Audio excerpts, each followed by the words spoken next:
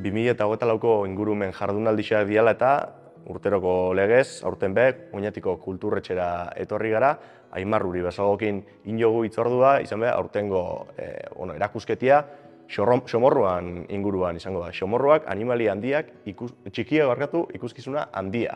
Aimar, egun hon. Egun hon. Ez da egit, zer jasoten duzuen xomorruan gaineko erakusketo honetan panel asko dauz, informazio asko dau, baina orokorrian zer informazio jasoten duzu? Bai, zuk esan duzu.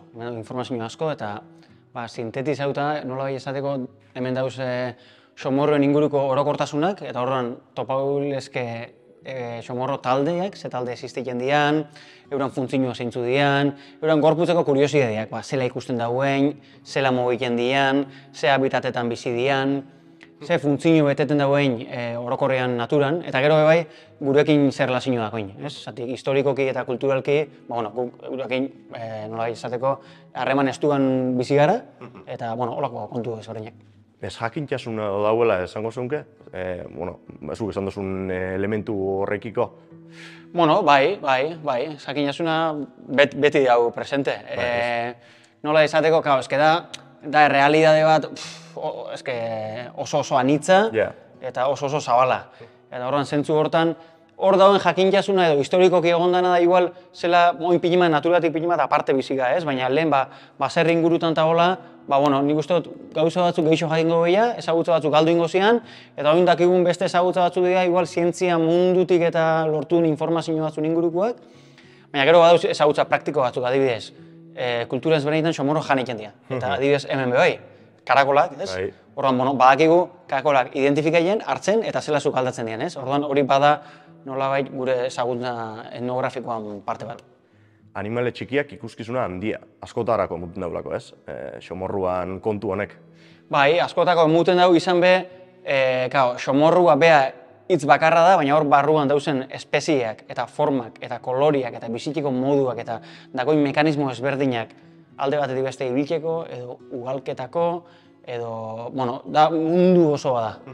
Eta orduan, hau inaurretik ikusikoen jokua asko emuten egoela. Gero batez behinte esan xako, hau herri jarrontza da, oro bar, baina gero bai bizita guiatuak eta egiten du, eta ikasleak onak arteko eta hola, ikusten goen jokua emuten nuen gai bezala. Zuk esan duzu, gurekin harreman oso estua dagoela, nahiz eta guk, akaso, gure egunerokoan, hori ez du nantzen baten, baina egisa da, gizartien badauela, gizarteko talde batzutan edo, badauela, aputxo bat, retxazo punto hori edo iwin punto hori, ez? Hala eta be, xomorruak askorako emuten dago eta emuten dagoen horretako da onura handixa, ez? Gure inguruei, gure nekazal lurrai.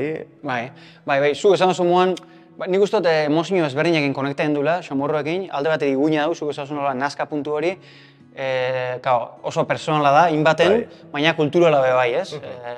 Adibidez, hori arratoiak emoan. Hemen, igual nazki aldeu emu, baina beste kultura batzutan, adibidez, Indian taula, oso ondo ikusisa dira, ez? Horren hor badau faktore kultural hori, baina badauz beste mozio batzu be bai, guk alduna konektau xomorroekin, adibidez, tximeleta ikusten duen posakin konektatzen du moan, edo askok armi-armaikin eta bilurrekin konektatzen daue, ez? Baina zuk esan duzu moan, eta askotan igual gu ez gara honen konstiente, baina gure bizimodua gaur egun dauen moan ezinezko izango zen xomorro barik. Ja bakarrik datu simple bat emutiaren, Guk jaten duen barazkixen eta frutarbolen lautik 3 intsektuek polinizia egiten daue. Horre gure dago esan, intsektuei esker ugaldu egiten diala eta horretik fruituak etaten daue, ez? Orduan, nola esateko, funtzio hori intsektuek beteko ez baluke, Etzen, lehen komentu batzuten ez jakintasun hori edo be hortara noian. Azkenian, ez dakigulako, ez? Askotan zer egiten dagoen eta zer onura dagoen, eta beti be hori iguin punto, nazka punto hortatik askotan ikusi dalako, baina nekazal lurretan, guk, zuk esan duzu moan, egunerokotasunean jaten duen horrekian be, zuzenien eragiten dago eta onura beste etxu. Bai, eta ez bakarrik polinizazio kasuan, adibidez, lurra bea sortzeko, lurra bea sortu bakarrik ez da egiten, eta horren alde batetik hor dau nekazaizin lana, lurra ongarriketia eta lurra modu batea trataikia, baina egisa bai lanan beste parte bat, somorroak egiten dagoia. Ez bakarrik somorruak, hor onjuak baduzelako eta bakteriak eta egiten dagoia materia organikoa deskomposatu egiten dago, ez?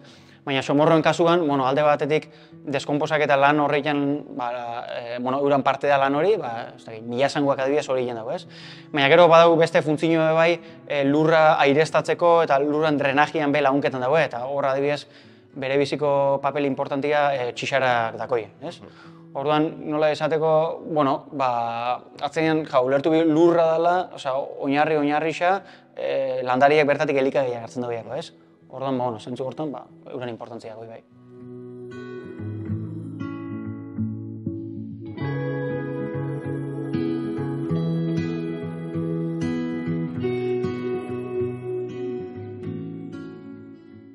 Basua irudikatu gura izan duzue erakusketako eremu hontan, komenta ditugun onura horreitiaz gain, animalixangan, beste bizidun batzungan, dakon onura bat, da, somorroak izan be, somorro jaliak dialako animalitako asko, hemen irudikatu gura izan duzuen modura. Bai, hori da. Orduan alde batetik gango zen, zer relazio dakoen gurekin eta guri zaun urei jozku dein, baina gero gureatik aparte be bai, batzenean natura funtzionien dauz sistema moan. Eta sistema horreian elementu ezberdina dauz, eta elementu horrei dira espezie bizidunak, eta dira bai baldintza fizikoa, argixa eta ura eta arrixak eta olako gauzak, ez?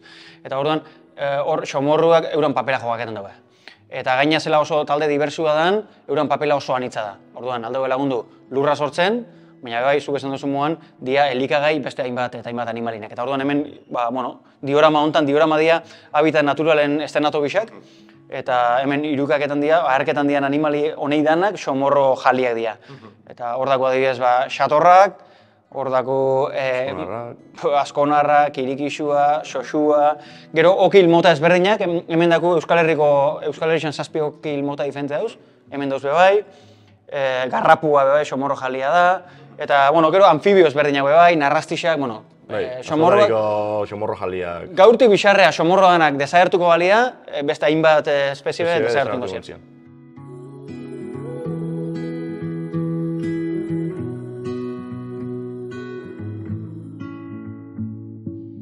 Mundu osoan ziar existitzen dira, somorruak, edozein lekutan, edozein ez dakit, munduko leku askotan ikusi baita gurian be.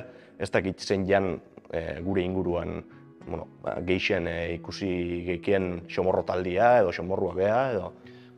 Gure inguruan ez dakit, baina egisa da, adibidez, somorroa da hitz bat esateko espezie pila bat, ez?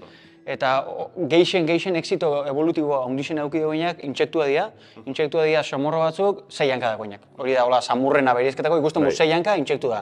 Horren dauz eurixak, erliak, listorrak, tximeletak, eta kakalardu da bai. Hemen dako adibidez kakalardo kolekzio oso importantia, bertako asko hemenguak dira, onjala urte asko hartuta gainera, hemen Arantzazu inguruan eta hola, eta beste asko dira mundu mailakoak. Amerika, Asia, Afrika, gure lagun bat zientzialari da eta bere kolekzioan parte da. Eta orduan, intsektua baldin badia somorroen barruan exito ondixen eduki duenak, anistasuna oso ondixea dalako euran barruan, zuk imagineu, izaki bizidun danetatik, munduan dauzen danetatik, espezie danetatik erdixak insektua dira. Landariak eta danak onduan eukila.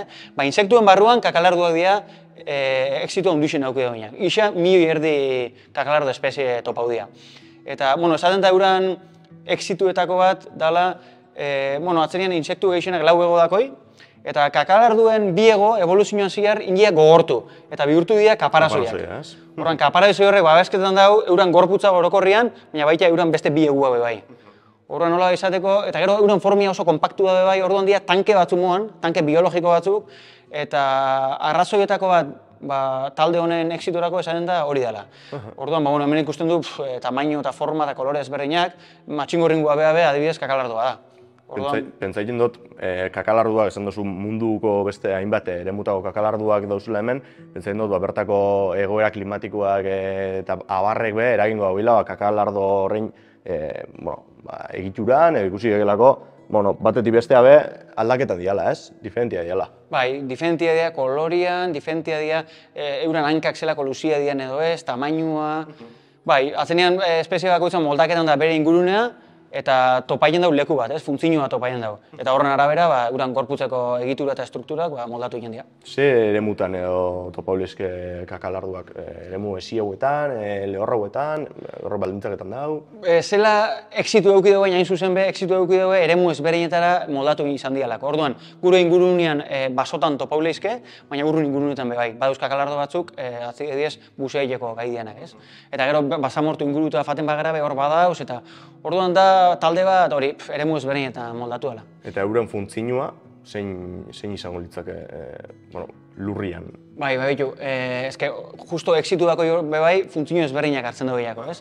Orduan, jan aldetik, danetik jarten daue, polinizauria be badia, eta orduan askotan polinizauriak burura etortzen xaku edo tximiletak edo erliak, baina askotan loretan be egoten dira, funtzio hori be badakoi, eta, claro, gero be bai, beste insektu asko moduan, eura dira beste hainbat animalien elikagai.